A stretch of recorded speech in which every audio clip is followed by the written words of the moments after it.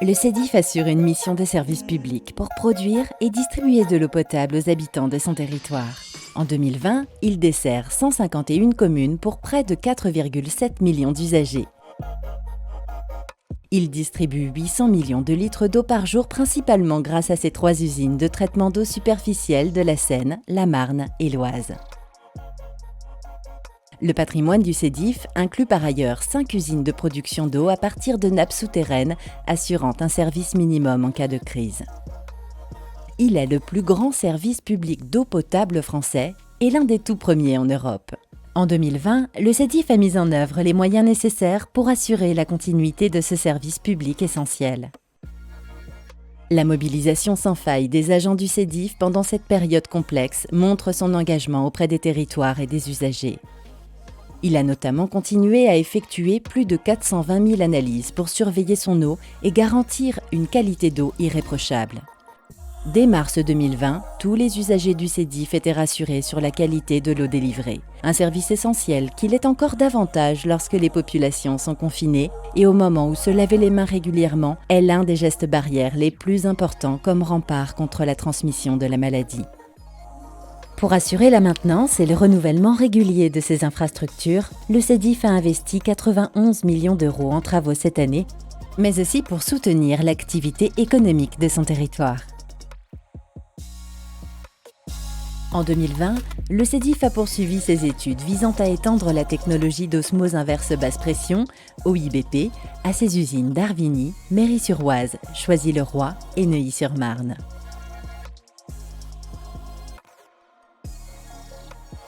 Le projet, vers une eau pure sans calcaire et sans chlore, a pour objectif de délivrer une eau toujours plus pure, très douce, agréable à boire, sans perturbateurs endocriniens et sans résidus plastiques. Le SIAAP poursuit son action pour maintenir sa neutralité carbone et s'inscrire dans les objectifs du plan climat-eau-énergie en réutilisant la chaleur produite par ses installations et en compensant ses émissions résiduelles de gaz à effet de serre. Ces innovations permettent au SIAAP de toujours délivrer une eau d'excellente qualité au bénéfice de tous, à un prix maîtrisé, en baisse de 10 centimes au 1er janvier 2020, revenu au prix en vigueur en 1998. Acteur de proximité solidaire, le SIAAP se mobilise pour aider les foyers fragilisés sur ces territoires. Il consacre 1% des recettes de vente d'eau, soit 2,5 millions par an, à son programme Eau solidaire. Au-delà des frontières, le SIAAP a contribué en 2020 à 21 opérations dans 14 pays pour plus de 2 millions d'euros. Parce qu'il est un acteur performant, engagé et durable au service des collectivités territoriales et des habitants, le SIAAP entretient et garde la confiance de ses membres. Année d'élection, 2020 salue l'arrivée de nouveaux délégués. 4 sessions de formation leur ont permis de se former au fonctionnement et aux enjeux du service public de l'eau malgré la crise sanitaire. Les nouveaux délégués ont réélu André Santini président et ont engagé leurs réflexions et leurs débats sur le choix du mode de gestion à l'horizon 2024. En s'appuyant sur les études menées en toute transparence par une équipe pluridisciplinaire et indépendante. En anticipant les enjeux d'avenir, le SIAAP se positionne comme un acteur innovant, performant et durable au service des collectivités territoriales et des citoyens.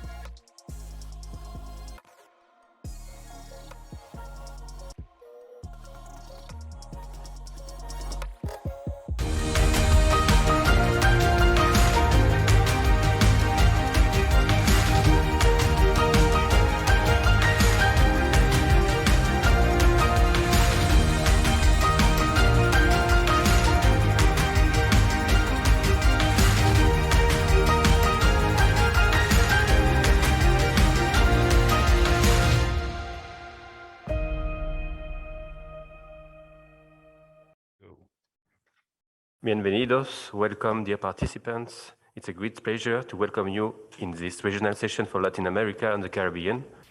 The session chair is Mr. Oscar Cordero Neto, who is Director General of the National Water and Sanitation Agency in Brazil. So, Mr. Neto, the floor is yours. Obrigado. Thank you a lot. No, I know we can have English, French, or Spanish as language, but I will propose a fourth one, Portuñol. So I will speak in in Portuñol. Buenas tardes, buenos días. Which is a mixture of Spanish and Portuguese. Good afternoon, everyone. Welcome. Let me thank the organizers of the conference and for inviting me to chair the session. It's an honor for me to be here with the various researchers and experts from Latin America to talk about water and sanitation during the COVID-19 pandemic, focusing on irregular human settlements in the continent's megacities. We have a series of presentations, and we're going to kick off by hearing from Miquel Doria, speaking on behalf of UNETA. Then we will have Victor Javier Borges from Mexico, Claudio Darrigandi Navarro from the Ministry of Public Works from Chile, Melina Tobias from the University of Buenos Aires, Isaac Volshan, who's from the Federal University of Rio de Janeiro, and then we will end with Jorge Luis Rocobo Tello from SIAAP, which is the Lima Water and Sanitation Department. Each of the presenters have 12 minutes for the presentation. Less, Miguel, is that right? And I will check exactly how much time is left because we'd like to have at least 20 minutes for Q&A before we conclude the session. So let us start with Miguel Doria. Miguel, you have the floor. Thank you very much. Good afternoon, good morning, good evening to everybody. It's a huge pleasure to be with you on this session, which is about such an important issue. And unfortunately, so many of our brothers and sisters have been infected. So let me thank all the speakers. We will hear Doria, Victor Ortiz, Claudio Navarro, Melina Tobias, Isaac Volshan, and Jorge Tello.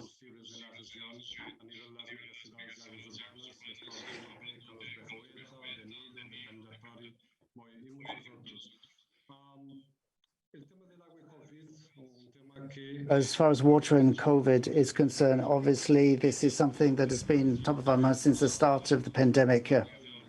And we've recently had an opportunity to talk to OMS about this via a series of seminars and training courses on the subject. It's about capacity building and strategic reflection to identify action plans that are considered urgent at the moment. And we focused on the major importance of being known behind, because this is a pandemic that has affected all levels. It's spread very quickly, and therefore it's very important to ensure that everyone in all of these conurbations have these supplies. It's something that connects all of us.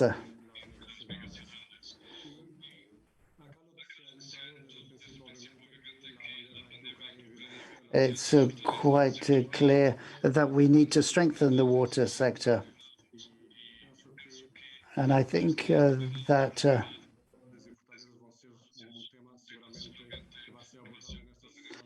this is a subject that we will be looking at this afternoon. I don't want to go into the details.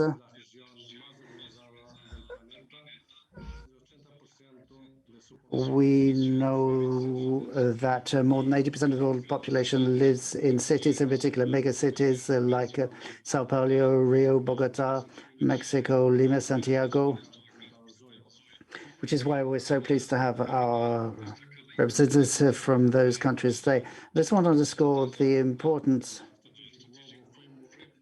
of this with respect to the strategic worldwide framework, because we feel that megacities make an active contribution to solving this problem.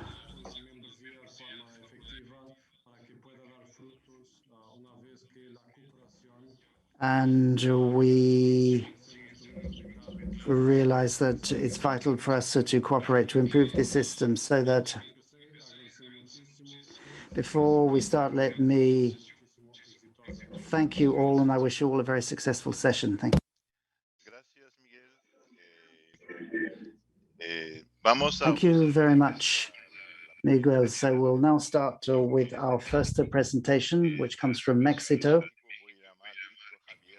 So I'm going to give the floor to Victor Javier Borges Ortiz, who is a specialist in hydraulic engineering. He's from the University of Mexico and is currently heading up a committee on particular of the country.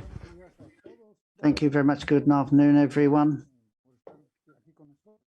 Welcome to everybody. I'd like to thank the organizers for giving Mexico this opportunity to share its experience. So we will be talking about what's happened to Mexico City during the pandemic. Can I have the next slide, please? And this is the summary of the presentation then. I'm talking about the area of Mexico City, where we have 867 regular human settlements at about 2,820 hectares. And they do not have sufficient drinking water drainage services. Usually they are on what are called conservation lands in the upper parts of the city, more particularly near rivers and watercourses, bodies of water. The management of the pandemic in Mexico City in terms of drinking water supply has focused on the recommendations of WHO and tried to implement, and in particular, providing support to municipalities and irregular settlements. And we've worked with the local authorities, the federal authorities, and various community representations in these regular settlements. Through the Regional Water Programme, we have collective actions that have been suggested to address the problems faced by regular human settlements, and as far as possible, to expand their coverage of drinking and water and sanitation so that they have high quality services as they deserve in line with human rights to water. Next slide, please. We all know that Mexico City is one of the most densely populated in the world. We've lost the sound connection.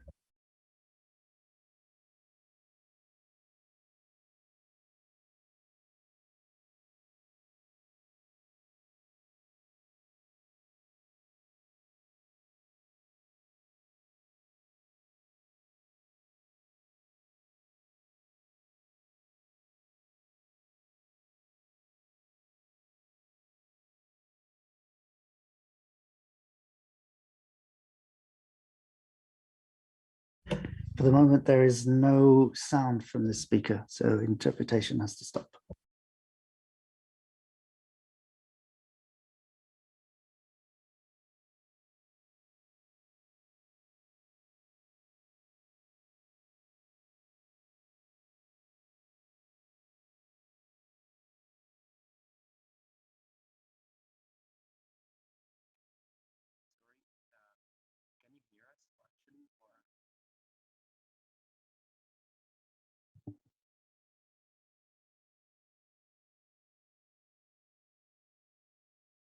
The technical staff are trying to find a solution, but for the moment, we have no sound from Mr. Ortiz.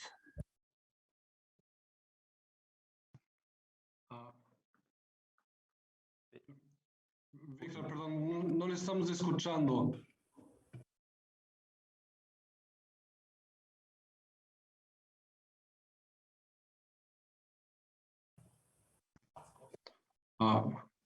Víctor, perdón, ¿puede confirmar su micrófono que no le estamos escuchando? Perhaps you've turned off your microphone, Mr. Ortiz. Could you check that it's on, please?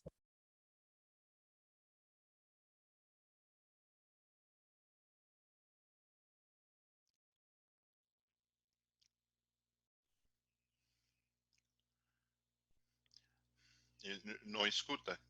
No. Yeah. Sí, parece que hemos perdido a... Well, it looks like we've lost the connection from Mr. Ortiz. Conectado, pero no escuchamos.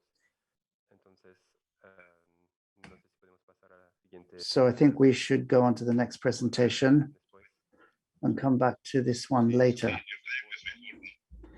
That seems to be the best thing. Perhaps someone can call Mr. Ortiz.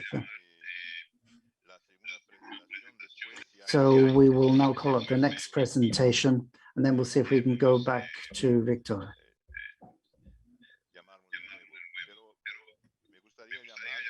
So we are now going to hear from Claudio de Rigando Navarro, who is Director General of the Water Works in the Ministry of Works in Chile, and he'll be reporting on the situation with water and sanitation in Chile and the drought in Chile during COVID-19. So you have the floor, Claudio.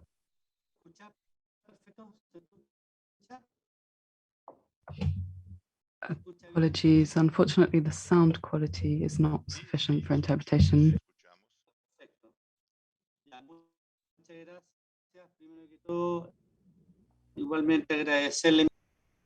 The interpreters apologize. The sound quality isn't sufficient for interpretation at the moment.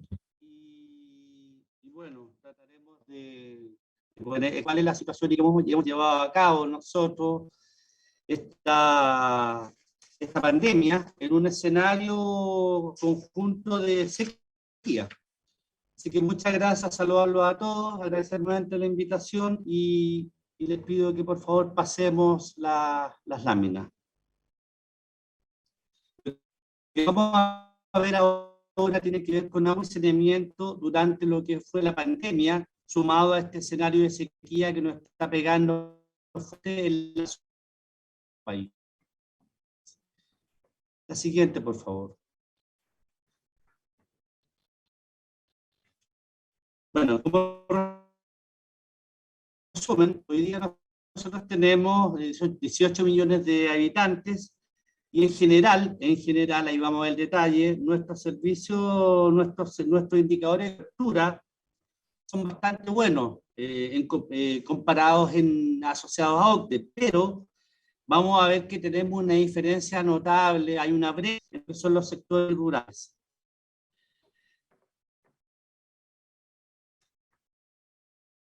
Luego, puntos, también de agua potable del Estado, particular por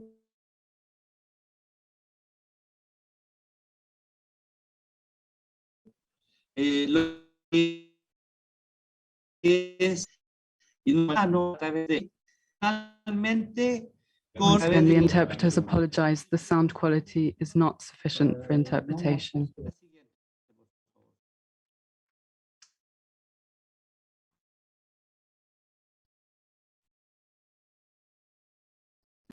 Gracias. Bueno, tiene muy buenos indicadores en calidad de servicios sanitarios.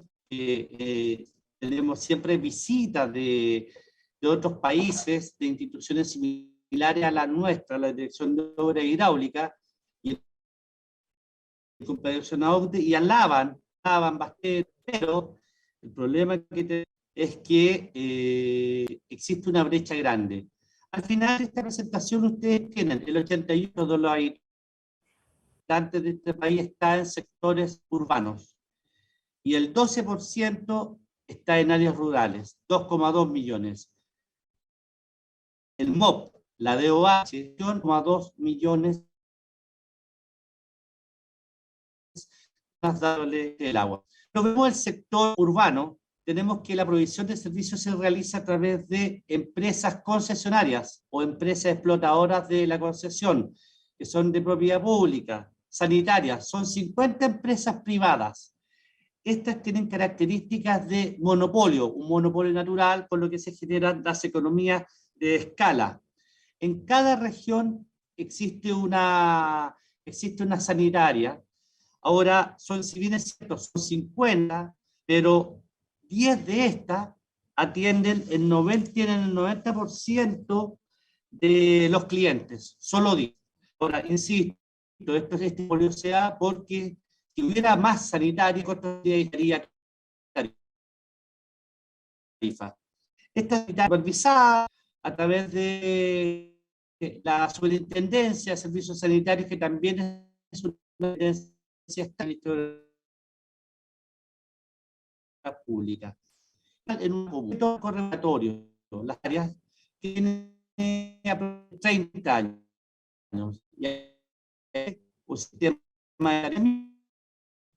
The interpreters apologize once again. The sound quality is not sufficient for interpretation.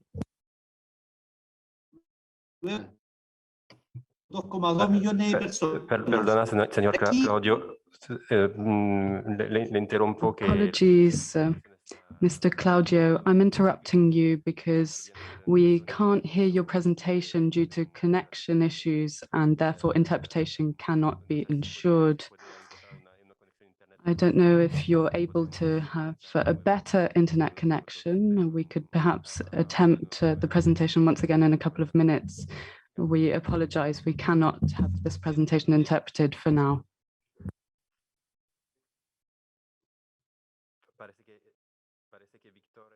It seems that Victor is connected. Perhaps we can try Victor. Victor, can you hear us? Yes, I can hear you. I was talking about the context of Mexico City.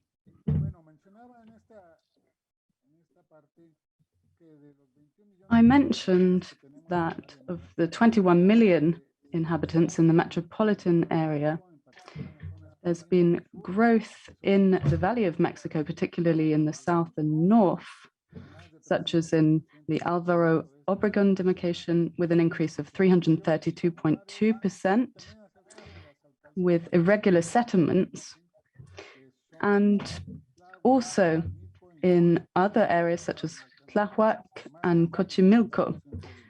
In Tláhuac, there has been a 251.4% increase in irregular settlements. There are 358 neighborhoods suffering from lack of daily access to water, and almost 10% of homes do not have piped water inside. Next slide, please. CONAGUA, as an entity of the federal government, which supplies water to the state of Mexico and Mexico City, has maintained coordination, and using the Cuchamala system, we have an average of 22.4 cubic meters per second of bulk water in 2020. That accounts for around 37.4% of consumption. As I mentioned last year, there was also a severe drought, and therefore in Cuchamala, we recorded the lowest rates in flow since the past 5 years. And as of August, the flow has gradually increased. And at the end of December, it was at 13.8 cubic meters per second. And this led to increased water stress. And therefore, we had to take other measures to compensate for this. This system is very vital in Mexico, and particularly in the context of the pandemic. Since March 2020, we implemented the WHO recommendations regarding the supervision and supply of drinking water, maintaining the concentration of residual-free chlorine at the delivery points of at least 0.5 milligrams per liter. With the City of Mexico and the State of Mexico, we supplied tank trucks of water to 59 hospitals to ensure sufficient levels of water were contained in the cisterns. 740 employees of the Mexico Valley Water Basin Agency worked tirelessly to ensure a maximum delivery of flows in the Cuchumala system in well systems of the IAP in the north and south in order to meet water demand and to ensure that no additional stress was incurred due to the drought. Next slide, please. In addition, we also continued work to ensure the supply of water in the Valley of Mexico. We continued rehabilitation works in the area. As you can see on the left, this is the rehabilitation work carried out on pumping plant in Mexico. And you can also see the Cuchumala system, which was extremely important during 2020. We built a second conduction line, which has allowed us to undertake maintenance and repair works without cutting off supply. And now we've been able to ensure water supply to the Valley of Mexico in the context of the pandemic. Last year, over 4.9 million cubic meters of water were supplied using pipes. And in 2021, 7.7 cubic meters were supplied. We also provided additional support through the City of Mexico and the various operators of the State of Mexico, who had 600 tanker trucks to ensure provision of water to these areas and to irregular settlements as well. We also undertook comprehensive action in the medium term. As you can see here, we undertook different measures to increase water provision to Mexico. For example, in the lagoon of Zumpango, we have been able to ensure flow to the Valley of Mexico. We also have the Guadalupe Dam, which will enable us to increase flow by 0.5 meter cube per second. We are also working on an additional 0.5 cubic meters per second using the water treatment plant of Madin. And this will allow us to provide additional cubic meters per second. We're also contemplating long-term measures using the Sinapano Dam as well as part of long-term solutions. These are significant investments. So as you can see, that's what we've been doing in the Valley of Mexico, with a potential flow of 27.7 cubic meters per second to retain more rainwater in other water bodies and to make it drinkable.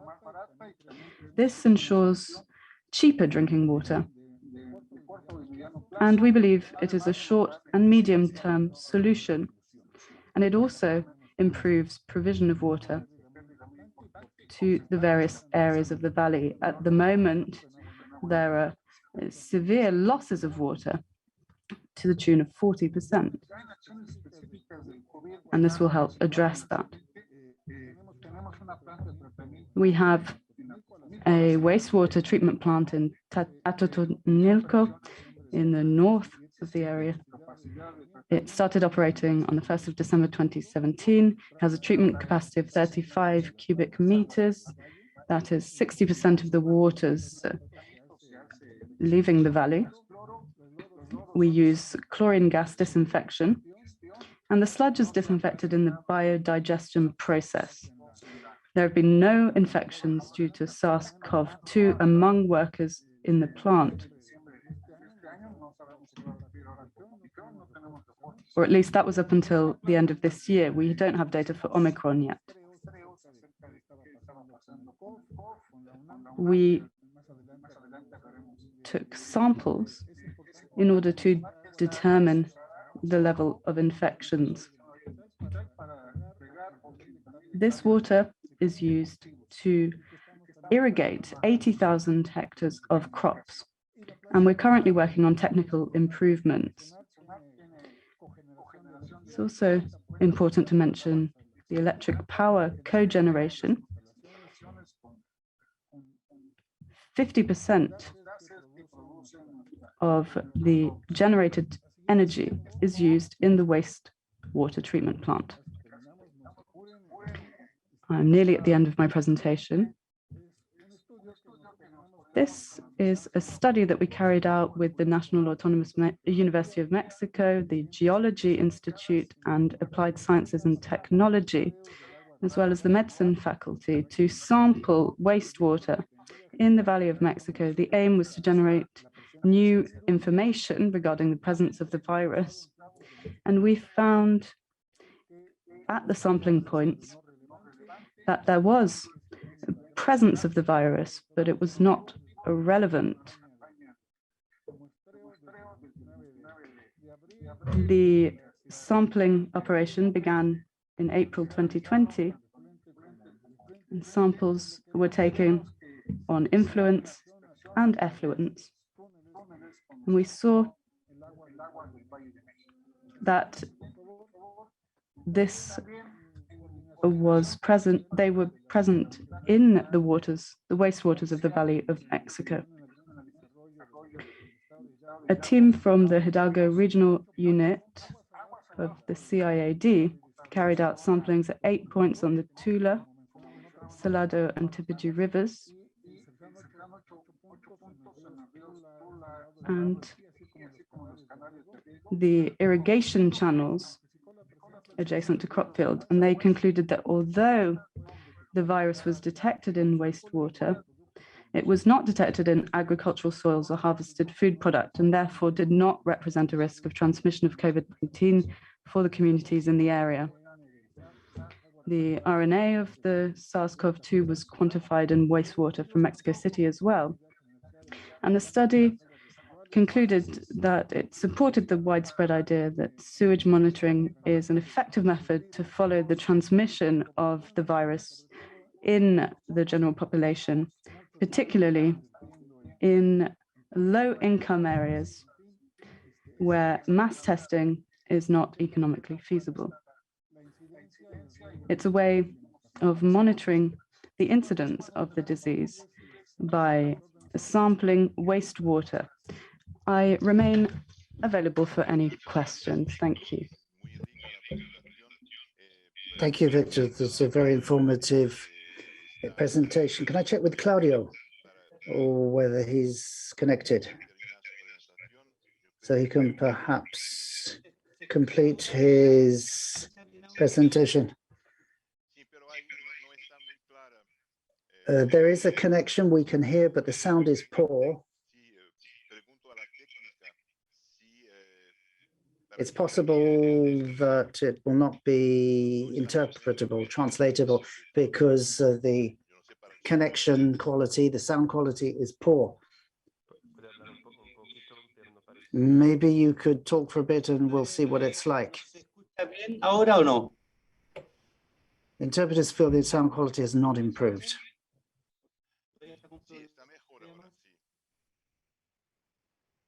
Ya. No, parece que desde aquí en París no está bien la conexión, no está a nivel suficiente para poder... Yes, the moderator confirms that the sound quality is not good enough for interpretation.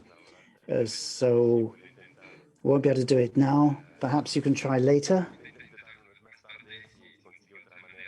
and see if there's some different connection, you know, but we won't be able to have interpretation if you make your presentation now. Could you come back perhaps later with another connection?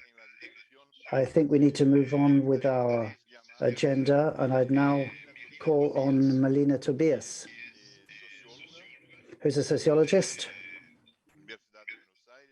at the University of Buenos Aires. She has a master's in economic sociology, a master's in hydrology, and she works as a research worker for CONICET.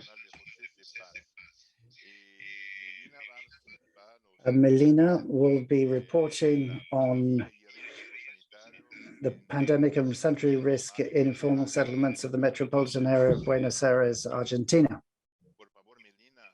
So Melina, over to you.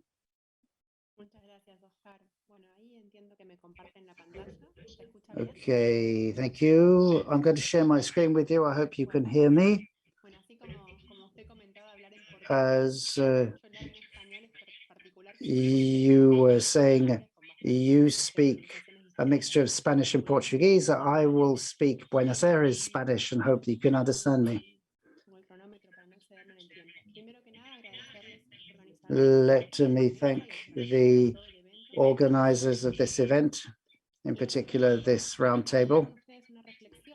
And I'm going to share some information with you that we have been producing in our institute of recent years.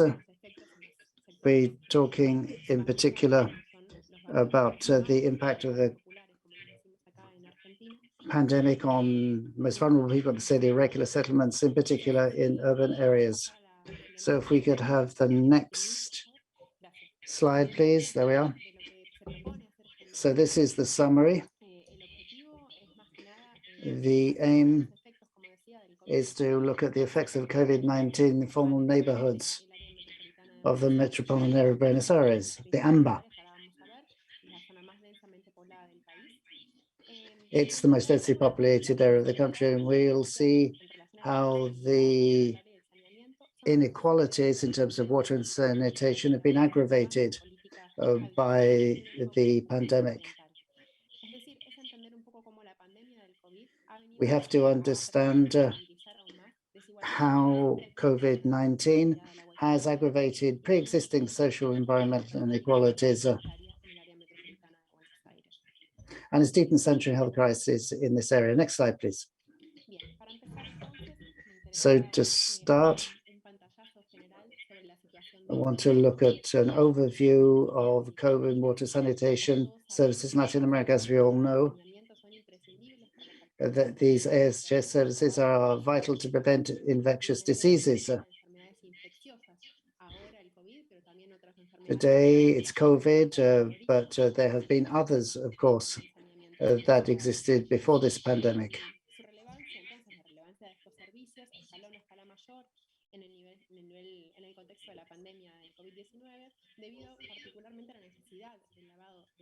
This became very important during COVID because of the need to wash your hands as a preventive method. In the Latin American Caribbean area, more than 65 million people are currently without permanent access to drinking water or soap for hand washing, according to UNESCO data from 2020. And there's something that's characteristic of Latin America. It's not just about access to the services. It's that the services are poor quality because of pressure, problems and supply cuts. So we have problems of continuity and quality.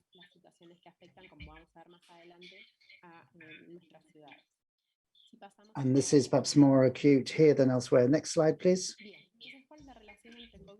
So what's the relation between COVID-19 cities and informal neighborhoods?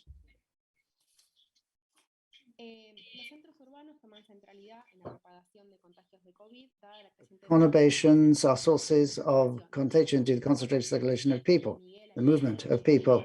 As Miguel said, by way of introduction, Latin America is the most unequal area of the world, but also one of the most densely concentrated in cities. 20% of the urban population of Latin America lives in informal neighborhoods as well. Within these informal neighborhoods are the problems of overcrowding, and this requires special attention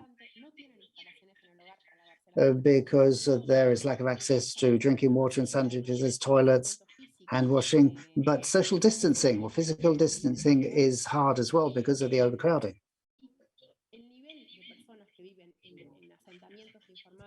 In terms of the people who live in these informal neighborhoods in Latin America, this is a crucial problem because 20% of the urban population lives in these and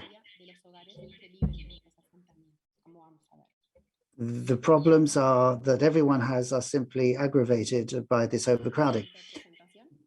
Okay, next slide, please. Next one.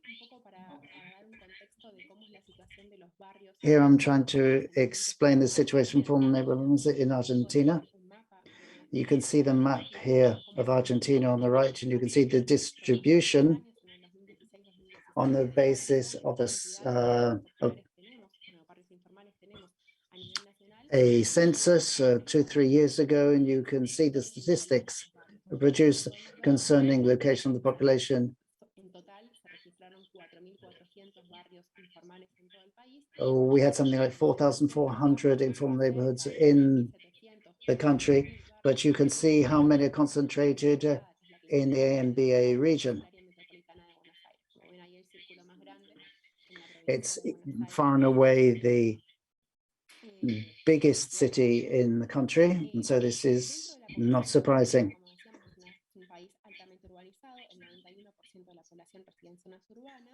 91% of the Argentine population resides in urban areas, but the urban coverage of water and sanitation works is 89.6% and 65% respectively.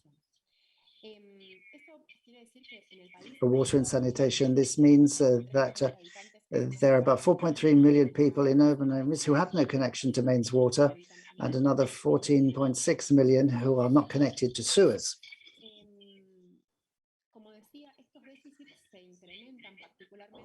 This deficit has been aggravated in various areas, the peripheral areas and informal neighborhoods that I'm talking about in this presentation. So it's not just the urban centers, but it's the areas around the center. In Argentina, as we were saying, according to our census, there are more than 4,400 informal neighborhoods, which is home to about 4 million people. And in the Buenos Aires since you have a high concentration, and within that, most of them are in the AMBA area, more than a third of them, in fact. Next slide, please. Here you can see a map of the MABA, or the AMBA. It's the most densely populated area of Buenos Aires. It's the city and various districts and neighborhoods around it in a ring, or semicircle at least.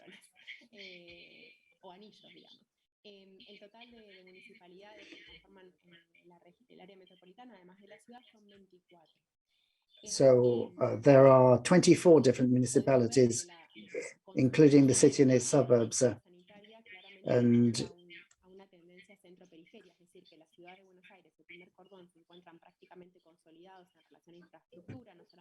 many people do not have strong networks. More than 3.5 million do not have access to drinking water.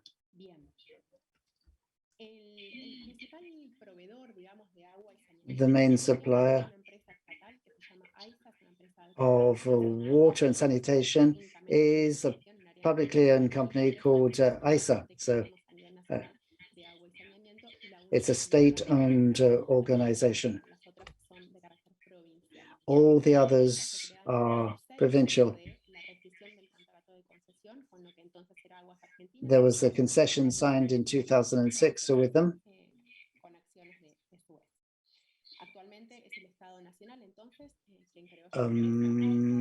Moment, as I say, was the state that set up this company, ARCEAU, and provides services to this area. Next slide, please.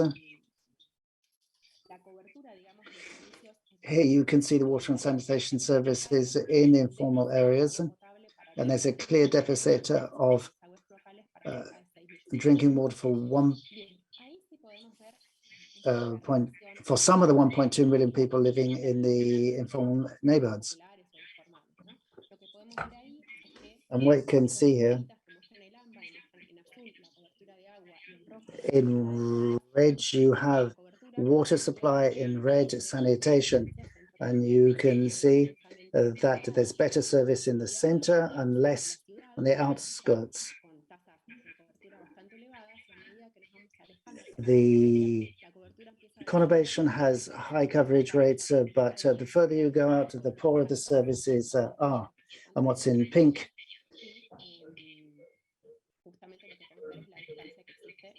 show you the poorest services of all. So there are two types of informal neighborhoods. Some in the capital, in the closest concentric groups, and then there are other settlements that are more recent in the outskirts.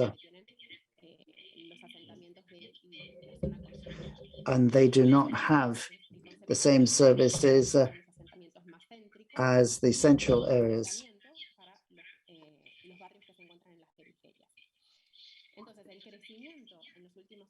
So the recent growth of these popular neighborhoods has led to more and more houses being built nearer to the center and to an expansion of settlements.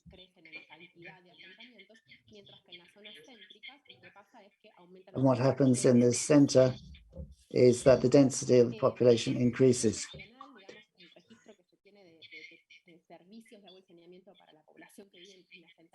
So the national survey shows that virtually 91% of the population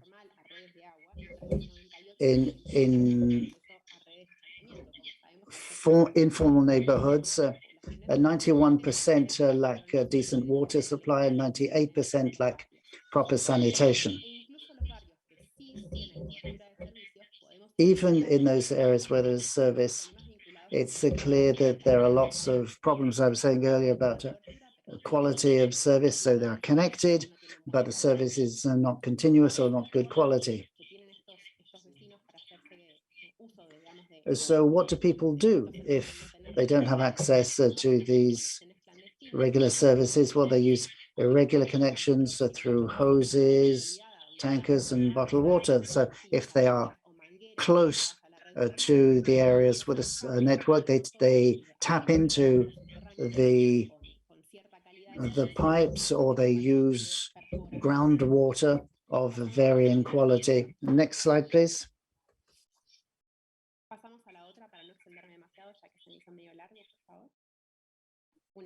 And yes, next one, not even that one. I think even, yes, it's that one. Here we can see the effects of COVID on these informal neighborhoods.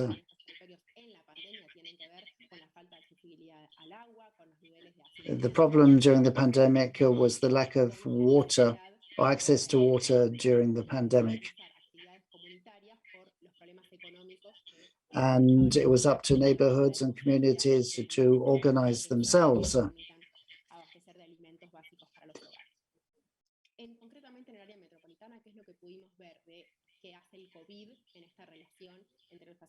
So what was the effect of COVID on this informal neighborhoods? Well, basically, as we were saying, it deepened the existing inequalities. So there were more members of the household in the home because they were isolating because of the pandemic, which meant more wash services.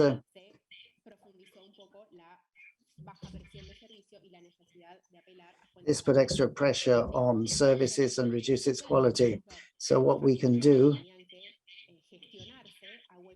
is that people either had to use water tank lorries or by bottled water, and therefore people moved around, and this increased the transmission of the virus. And we can see this type of neighborhood, the virus moved around much more quickly because of lack of water, sanitation, hygiene services. So people had to go out. It increased also the risk of dengue. Next slide, please. Next one, please. Yes. So I want to point out here the role of women, because they were the ones who led the response to the crisis. They were the ones who had to provide care, not just to other family members, but to the community. It was women who organized themselves and set up community groups to provide food, because people often went short of food because of the pandemic.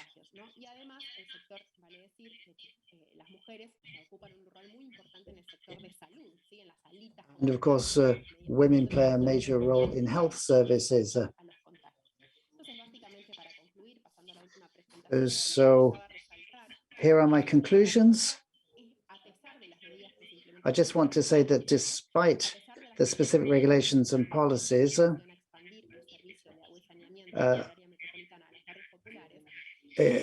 policies have been designed to meet the needs of vulnerable population. ISA's concession area has been expanded, and despite all that, the context of COVID-19 highlights the difficulties in this area. And it's clear that there is an urgent need to address these problems.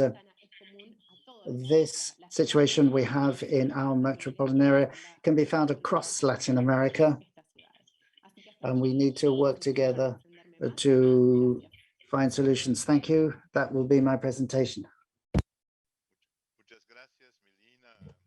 Thank you very much, Melina. You're right. We have similar issues in Brazil in that field. I have a question. Perhaps, Claudio, could you try connecting again to finish your presentation? I don't know if you can hear me better now, says Claudio.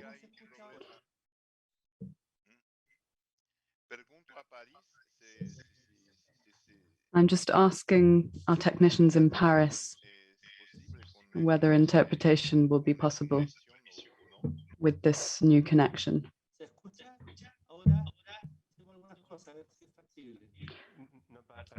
Unfortunately, the sound quality is not sufficient for interpretation. Perhaps Claudio could try connecting with a cable. This is a cable connection, says Claudio. Perhaps Claudio can try making his presentation after Isaac, or perhaps with a mobile connection.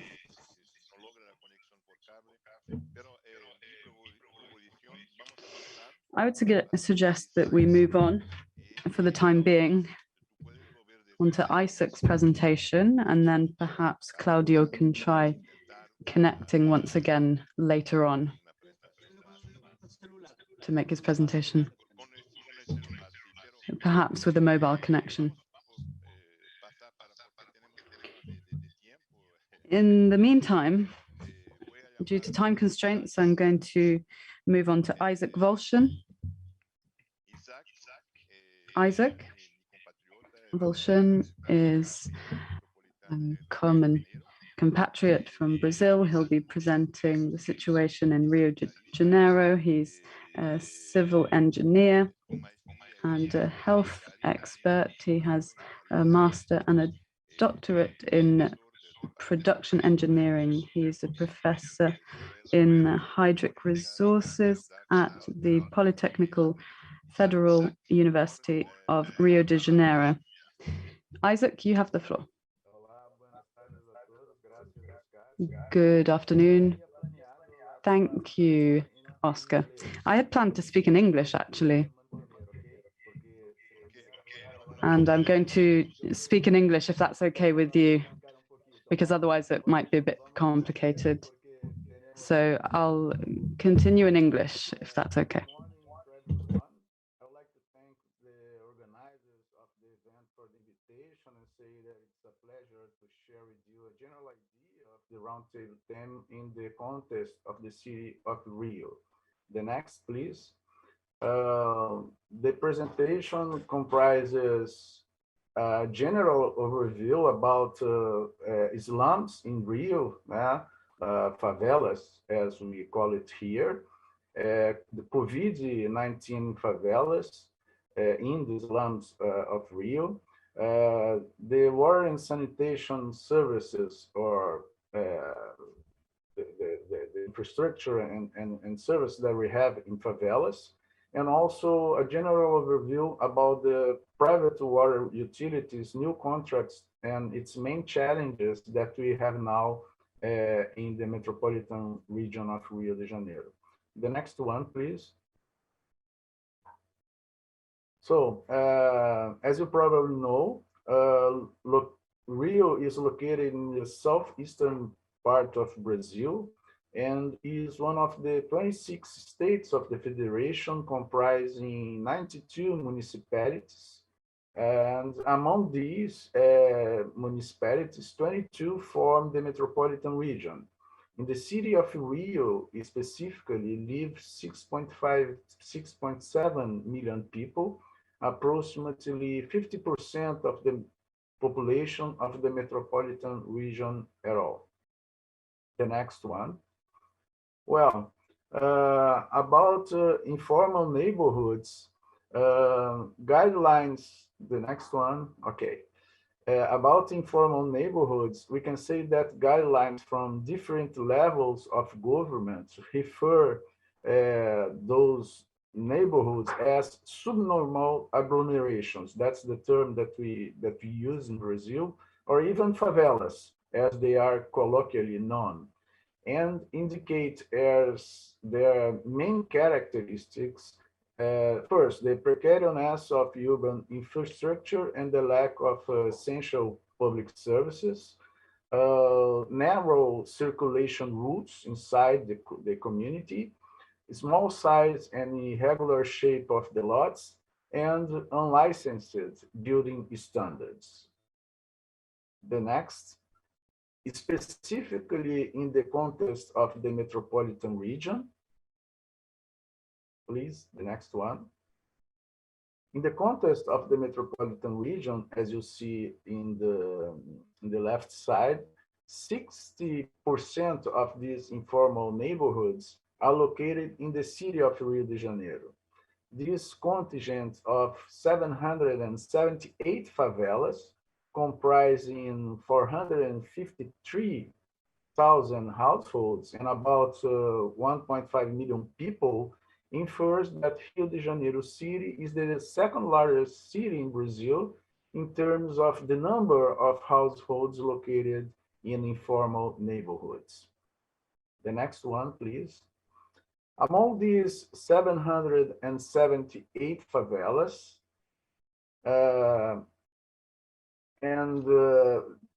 these favelas range from very small to very large, with up to 25,000 inhabitants, as is the case in Rocinha.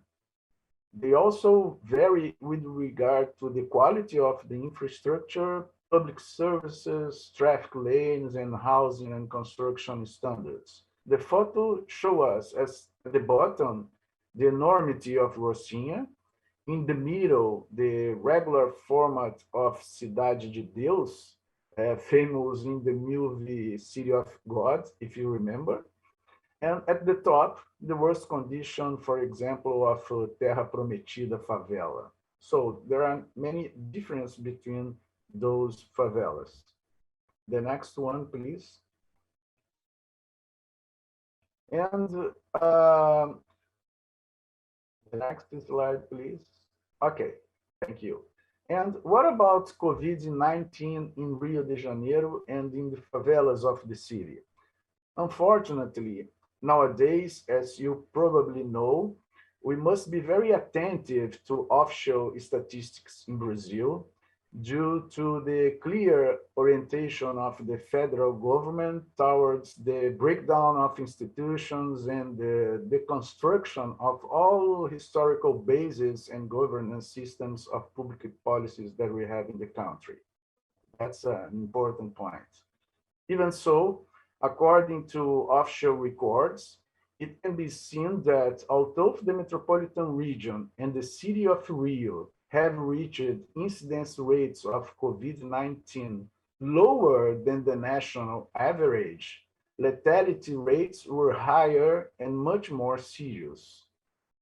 Although official statistics do not report incidence and lethality rates specifically in favelas, records from databases created and maintained by the initiative of local NGOs do not indicate values higher than those observed in the city of Rio.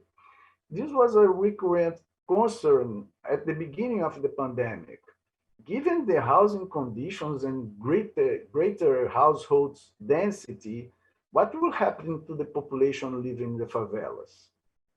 Based on available records, incidence and lethality rates in favela are in line with those in the city as a whole.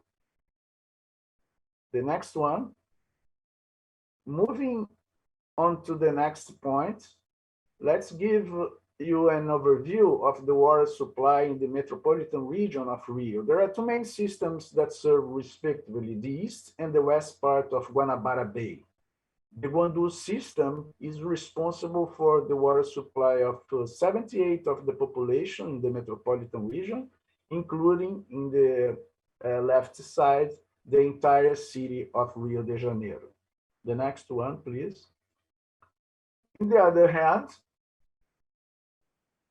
separate sewerage systems have Guanabara and Sepetiba Bays, G and S in the left side, Bay, and the Atlantic Ocean as receiving water bodies, okay? The next one.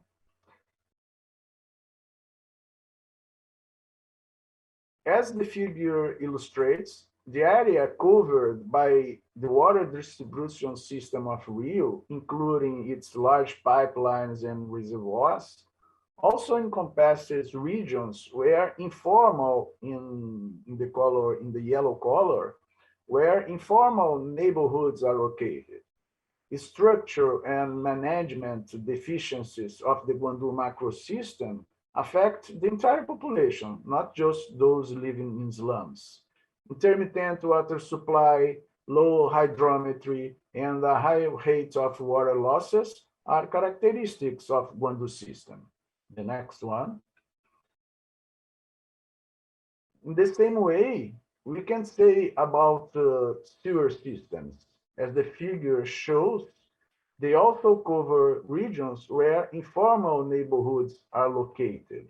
Their structural and management deficiencies also affect the entire population, not just those living in slums.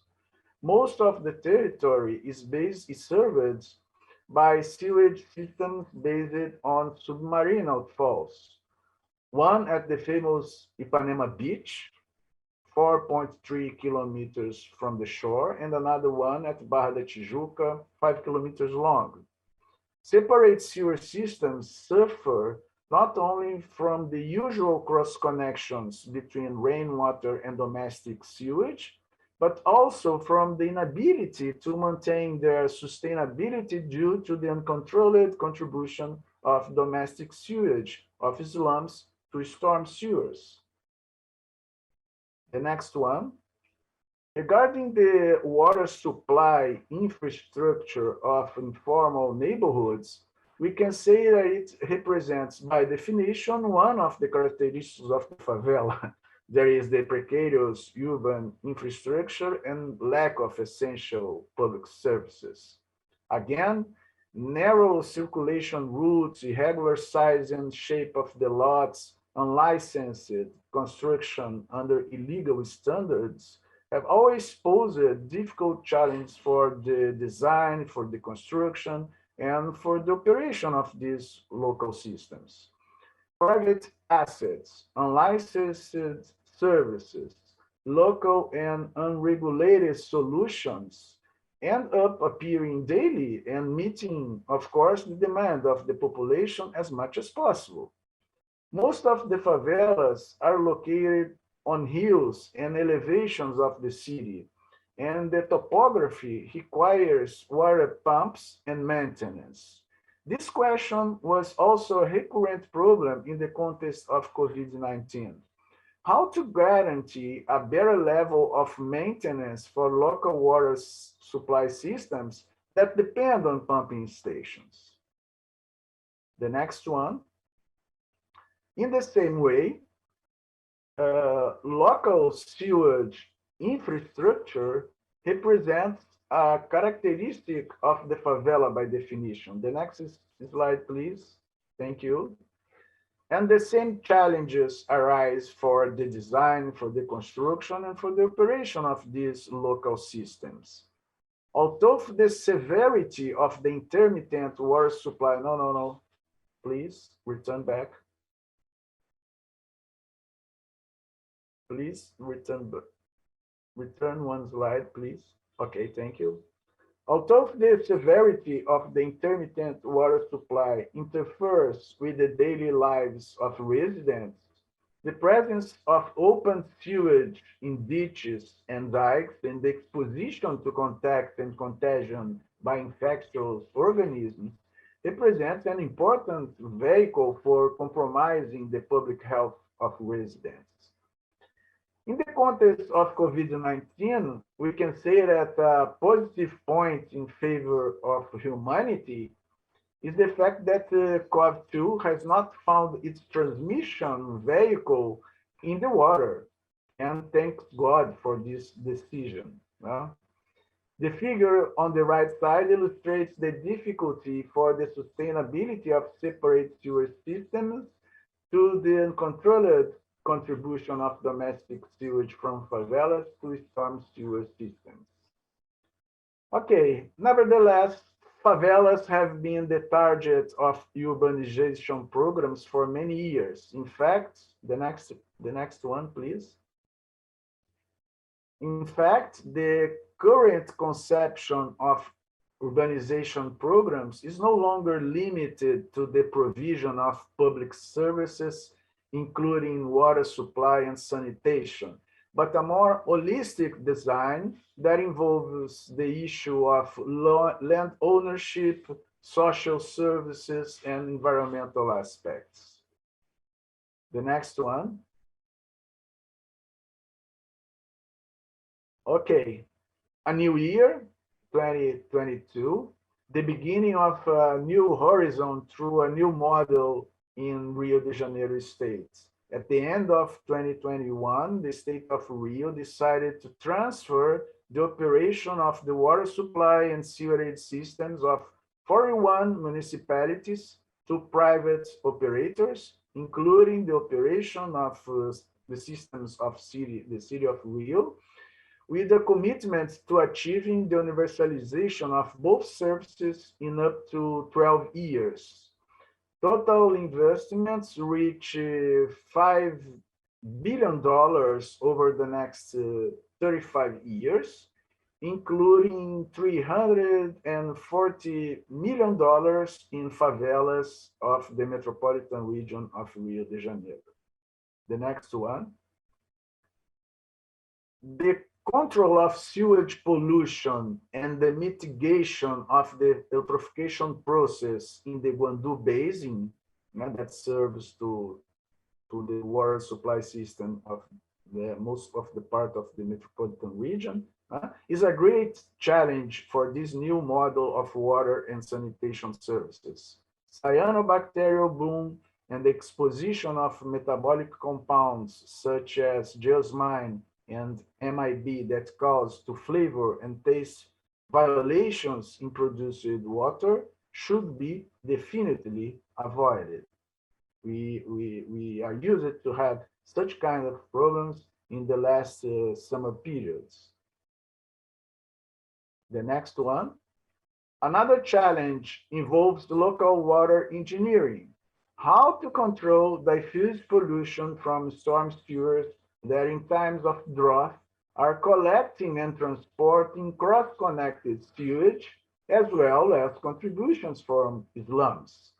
All beds, and Oscar knows it a lot, were made on dry water sewage intake devices, a hydraulic structure, as the figure is shown, similar to those applied in combined systems in order to promote overflows during rain periods. Here, during rain periods, such structures will be planned to during dry weather periods now to intercept the sewage. So that's a challenge, and all the bets are put on this kind of solution. And the next one, the last one, but not the least, just to inform you that we also promote in a combination of institutions and the local water company, state water company, SEDAI. And we also promote the surveillance of SARS-CoV-2 in wastewater during 14 months and covering 20 different points in Rio de Janeiro. The results of this study during the entire period can be accessed at the address found here, monitoracoronarg.com.br. So thank you very much for the attention. Thank you, Isaac. Very, very interesting. I can imagine the challenge Rio de Janeiro has for the coming years. So, vamos a intentar una otra vez. Now, let's try once again to connect with Claudio. I think he is connected. Can you hear me now? Says Claudio.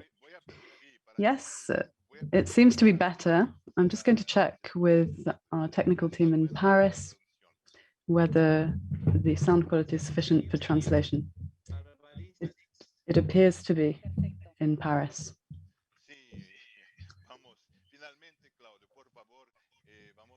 Great. Now, Claudio, go ahead with your presentation. Yes, first of all, I apologize for those connection issues. Unfortunately, those are the hazards of Zoom meetings.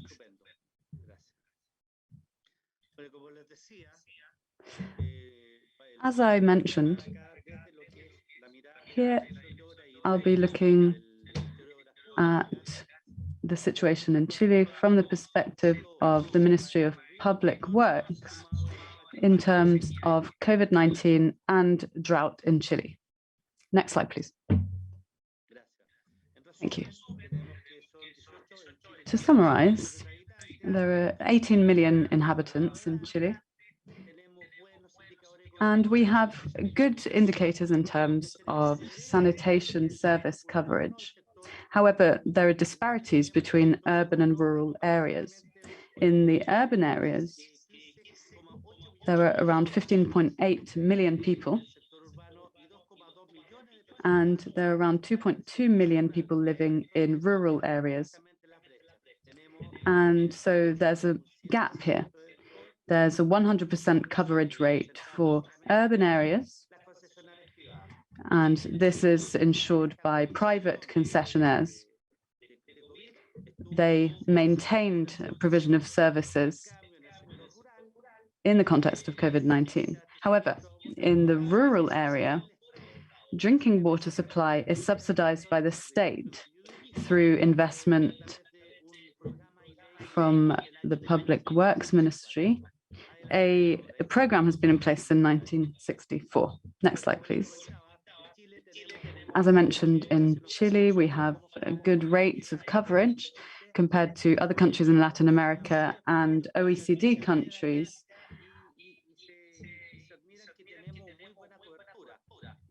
We have a very good coverage. However, there is a gap, as I mentioned. In urban areas, services are provided by concessionaires. There are around 50 private companies operating, plus one municipal service.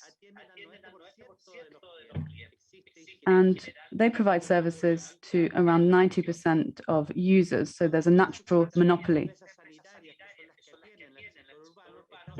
These companies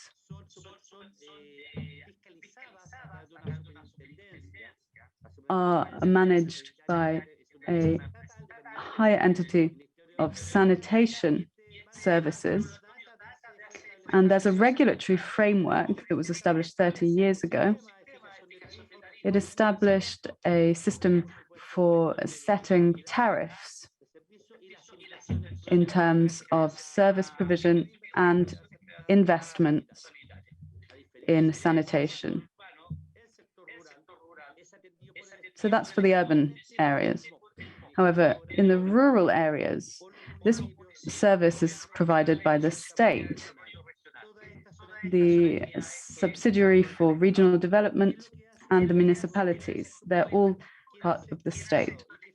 And they're the ones who finance and build infrastructure and transfer operations and administration to community organizations. There are around 2,239 organizations throughout the country. That is 2.5 million people approximately. They provide assistance and training through the state. Since 2020, there's a new law that applies obligations and duties to these organizations. There are also specific systems in terms of water provision that have to be authorized by the Sanitation Authority in urban areas and rural areas, and they're usually private initiatives. There are some residents who don't have access to the mains, and they are in a precarious situation using wells or water wheels. Next slide, please. Here, you can see the census. In terms of the public networks, there are 4,723,108 individual urban houses. This is the figure for rural areas is 363,383. In terms of wells or water wheels, 28,000 houses in urban areas use them. That is 0.6%. However, if you look at the figures for the rural areas, there's 190,000 houses using these wells or water wheels.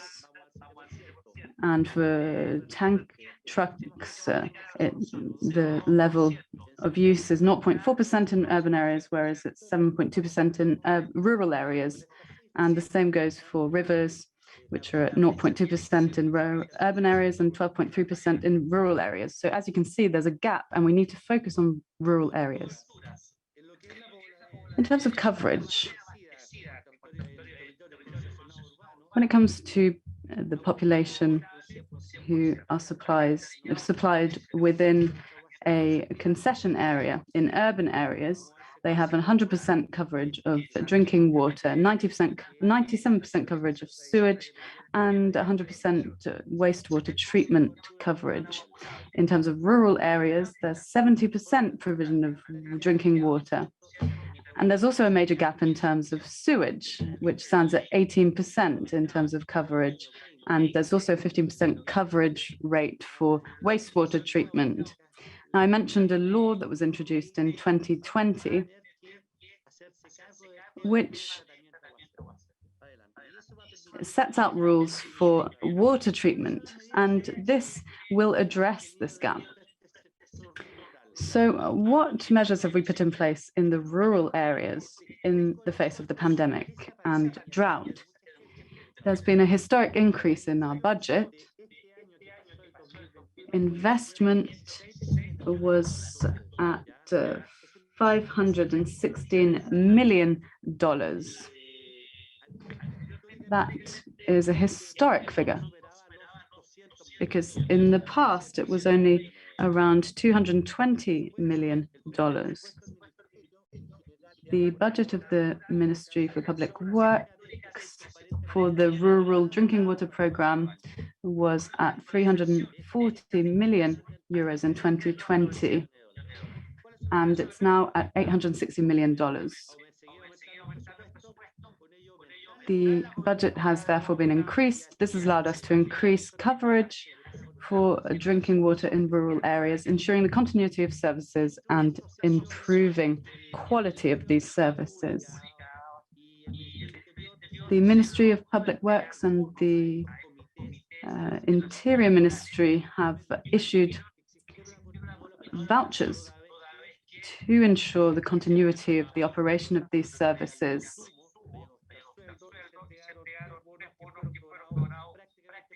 These vouchers were handed out to around 1,000 committees and organizations in rural areas. This new regulatory framework aims to address the main challenge for our ministry, which is implementing this law to uphold the rights of users, achieve better autonomy, and these organizations will have greater levels of autonomy, but they will also have higher levels of responsibility. Next slide, please. Which measures and actions will we continue to take? Well, the regulatory framework sets out requirements and the obligatory to ensure continuity. If this is not the case, then companies may be subject to fines, and the concession may be terminated in case of non-compliance.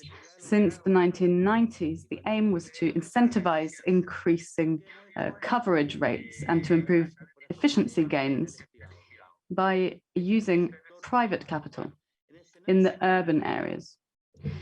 Now, in the face of the pandemic and in the context of droughts, private concessionaires and the state have put in place management systems such as suspending payments when people living in urban areas were not able to afford them. And all of these were compensated by the vouchers. The law set out that cutting off supply in case of non-payment was no longer legal. Therefore, all households have access to the services. The aim of the framework is to ensure guaranteed profitability with a minimum capital of 7%. This incentivizes greater investments with higher rates, and the concessionaires do not have issues in terms of financing new investments. A lot of investments are required in order to ensure the continuity of consumption. We're faced with a significant issue of drought, and this means that new investment is required. Companies were also able to compensate for lower collection rates due to a drop in the income of users. So the state and private actors have worked together to address these issues. Next slide, please.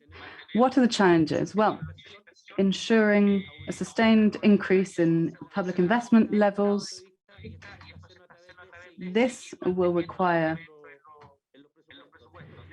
action from the state, and we hope to see a significant increase by 2022.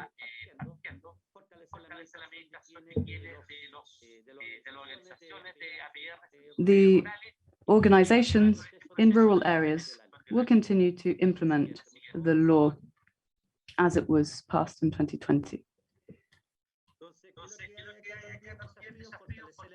So in the urban areas, there's also the challenge of strengthening multi-sectoral approaches. There are farmers, industries, and inhabitants in these areas. So we need to work starting from the basin, involving all stakeholders. We must also incentivize construction of multi-purpose desalination plants in order to ensure provision to the various different industries. And this must involve a multi-sectoral approach. We must reuse wastewater. As part of this regulatory framework, we also need to review the current system of subsidizing demand for vulnerable groups, because at the moment, only 12% of clients receive subsidies. So we need to review this system. We also need to implement a public policy for education and cultural changes to foster responsible use of water. But we also need to foster greater transparency among concessionaires. Next slide, please. By way of conclusion, as I've mentioned several times, in Chile, we've been able to maintain provision of water and sanitation. And it must be highlighted that this is thanks to coordination between concessionaires and the state. And in rural areas, investment has increased. And this is thanks to an increase in a budget. There's been a significant increase in our budget and therefore in investment. Thank you very much for your attention. Thank you very much, Claudio. And despite the connection problems we have, thank you for finally making that presentation. So now we move on to Jorge Luis Rucuba Tello from Peru. Well, we were going to, except that he hasn't been able to connect. No, apparently he is. Yes, that wasn't clear. Apparently he is connected, but I couldn't see him. So Jorge, we've almost reached the end of our allotted time. Is it possible for you to give a very short summary overview? Yes, Paris confirms that it will have to be a very short presentation because we do have to finish on time.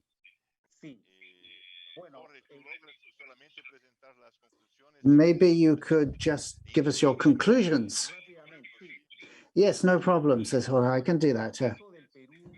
For Peru, in particular, there around Lima, what we've done is that we've had some operational problems because of the shift in demand. That's to say, because of lockdown, the people who used to travel to the town center of Lima stayed at home, which meant that there was an increase in demand on collectors, and at times we had to impose restrictions. That's for the operational side. But as for the personal side, we were hit very hard by the pandemic. We had more than 50 fatalities. That's the same personnel members who passed away. And as was mentioned by Claudio from Chile, in addition, we set up rules and regulations so as to avoid cutting off the service. And we had some problems.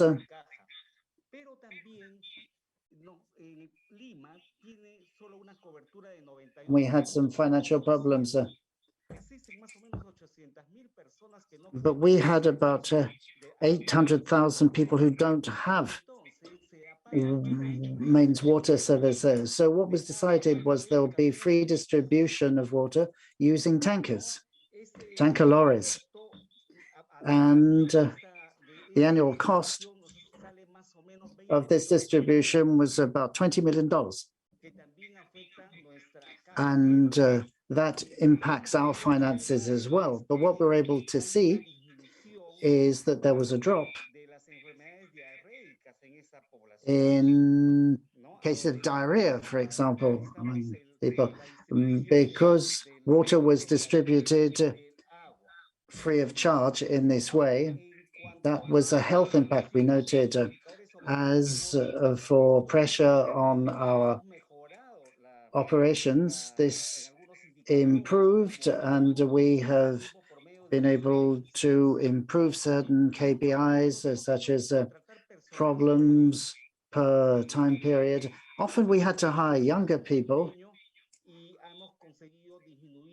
We focused a lot on that, and we were able to improve a number of our key performance indicators.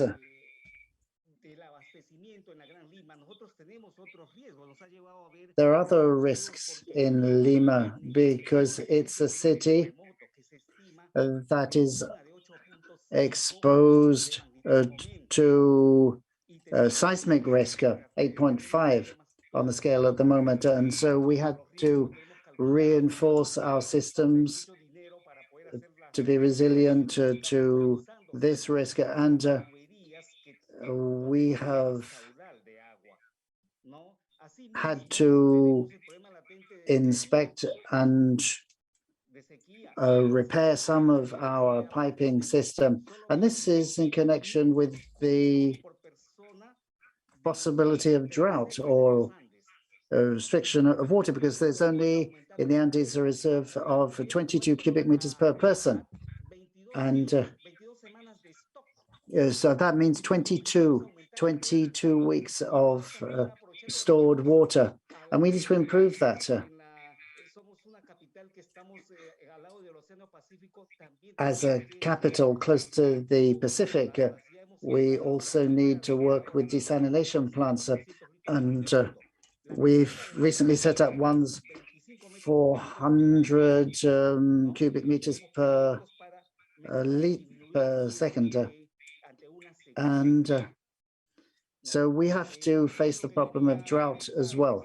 So this is what I could say very briefly about the situation in Lima. I would say otherwise, my conclusions would be very similar to what we heard from Mr. Dari Grande. Thank you. Okay, wonderful. Thank you very much, Jorge. Unfortunately, we have run out of time, but feel free to send in your presentation or circulate it to the rest of us because we need to start a discussion around all these issues. The pandemic is not yet over. There are ramifications and repercussions across the whole of Latin America. And doubtless the input that we've heard from all of you today representing your cities will constitute a major contribution to rising to the challenges we have going forward 2022 and beyond. So let me thank all of you. We apologize for not being able to give everyone more time, but we have run out of time, which means we can't have a Q&A. But I would say that all those who have made a presentation have each other's emails, and it would be a good idea for you to stay in touch and please do circulate to each other and to us as any relevant information. So for my part, let me express my gratitude to everyone who took part in this. And I thought these were very informative, exhaustive presentations. For me, this is where a new stage in the journey starts. We need to look closer at the situation of megacities in Latin America. We need to look closer at water management and sanitation in Latin American cities. And we've seen from these presentations how extreme the conditions have been over recent years. Let me hand back to Paris so that we can have the concluding comments. Okay, thank you very much, Mr. Neto. Let me also thank all the speakers for their presentations that were extremely interesting. I'd also like to thank all the participants for following us with such interest. And we wish you all an enjoyable evening, and we'll be back seeing ourselves tomorrow at 9 in the morning Paris time. There will be another round table followed by, or rather at the same time as 2 parallel sessions. So thank you very much and enjoy your evening. See you tomorrow at 9. Thank you. Bye-bye.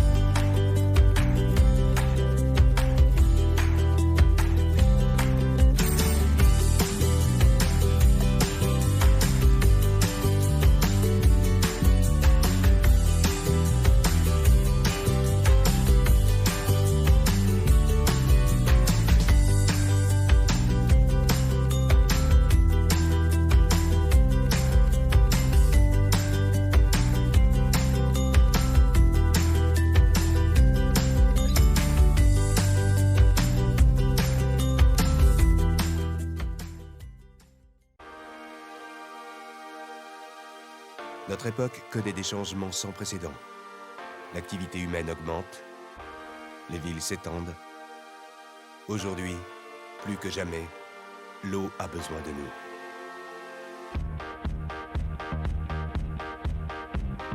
Le traitement de l'eau, c'est notre responsabilité. Une histoire d'hommes, de femmes, faite d'engagement et de savoir-faire. C'est notre histoire au SIAAP.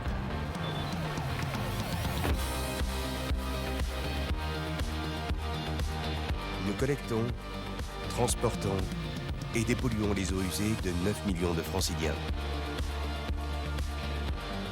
Notre réseau de 440 km de canalisation est géré en temps réel, avec des outils de prévision et de régulation qui nous permettent d'anticiper toutes les situations et d'optimiser la gestion des flux. 7 jours sur 7, 24 heures sur 24.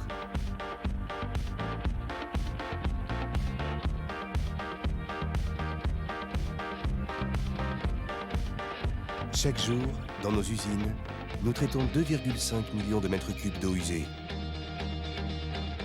Grâce à un savoir-faire et des équipements uniques en Europe.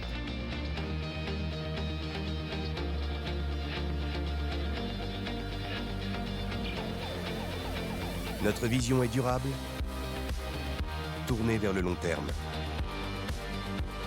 Nous nous engageons à développer notre activité industrielle de manière responsable. Nous investissons régulièrement dans la modernisation de nos usines et dans le développement de solutions innovantes et protectrices de l'environnement. Chacun de nous, dans son métier, se sent porteur du service public et de l'intérêt général, au service de notre mission, la préservation du milieu naturel et de la biodiversité. Au SIAAP, nous sommes fiers d'être une entreprise publique forte de 40 ans d'expérience au service de l'agglomération parisienne. Et nous sommes plus de 1700 agents à partager cet engagement et cette passion. Pour aujourd'hui et pour demain.